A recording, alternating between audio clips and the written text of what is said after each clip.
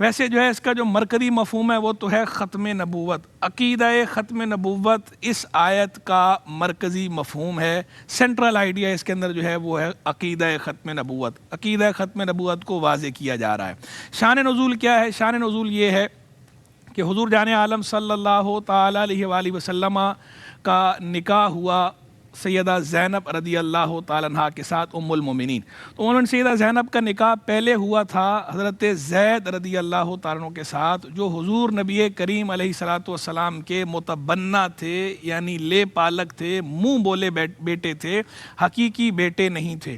پھر ان کے آپس میں طلاق ہو گئی تو اللہ کے حکم سے اللہ کے نبی نے نکاح کیا ام المومنین سیدہ زینب رضی اللہ تعالیٰ عنہا کے ساتھ۔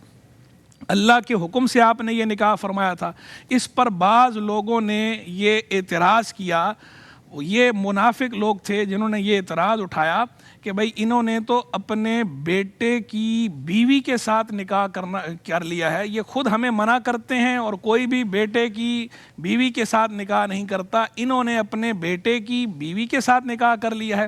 تو اس پر یہ آیت نازل فرمائی گئی اور یہ بتایا گیا کہ اللہ کے نبی سیدنا محمد علیہ الصلوۃ والسلام وہ مردوں میں سے کسی کے باپ نہیں ہیں، یعنی ان کا کوئی بیٹا نہیں، حقیقی بیٹا ان کا کوئی موجود نہیں ہے جس کی بیوی سے انہوں نے شادی کی ہو۔ حضرت زید کی جو سابقہ بیوی تھیں تو حضرت زید متبنہ تھے، لے پالک بیٹے تھے، حقیقی بیٹے نہیں تھے، اور لے پالک بیٹا جو ہوتا ہے وہ حقیقی بیٹے کی طرح نہیں ہوتا۔ تو یہ حکم بیان کرنا بھی مقصود تھا۔ اللہ کے نبی علیہ الصلوۃ والسلام اللہ کے اذن سے دین متین کی تعلیم کو فروغ دینے کے لیے تشریف لائے ہیں۔ اللہ کے احکام امت تک پہنچانے کے لیے، لوگوں تک پہنچانے کے لیے اللہ کے نبی کی بعثت فرمائی گئی ہے۔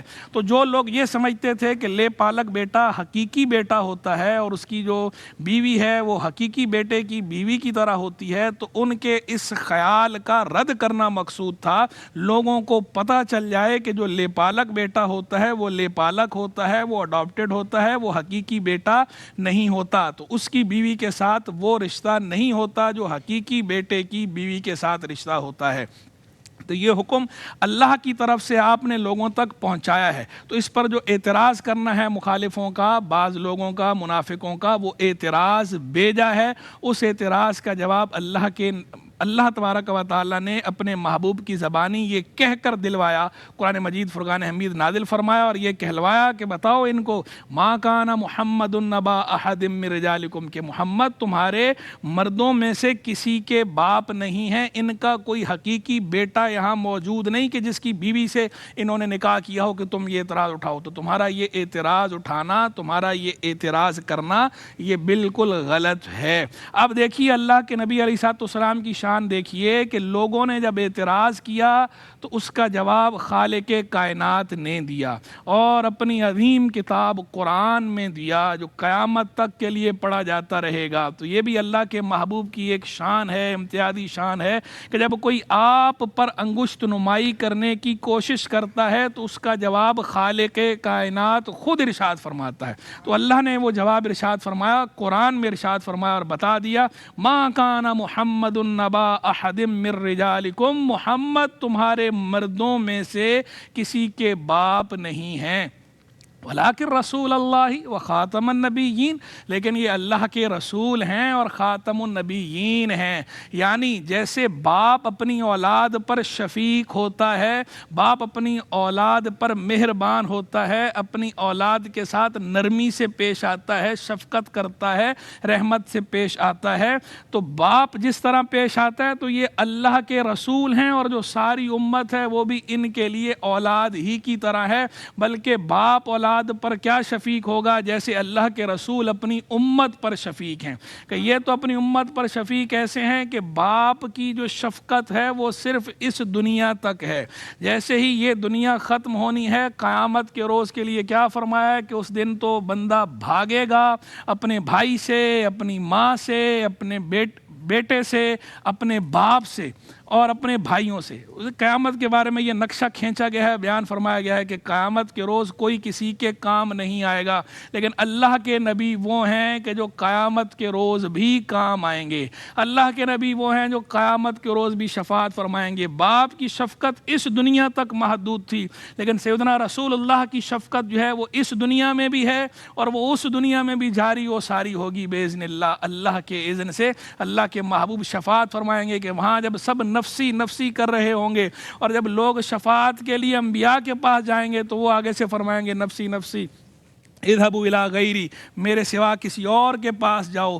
تو وہ محشر کا روز، وہ قیامت کا روز، اس دن وہ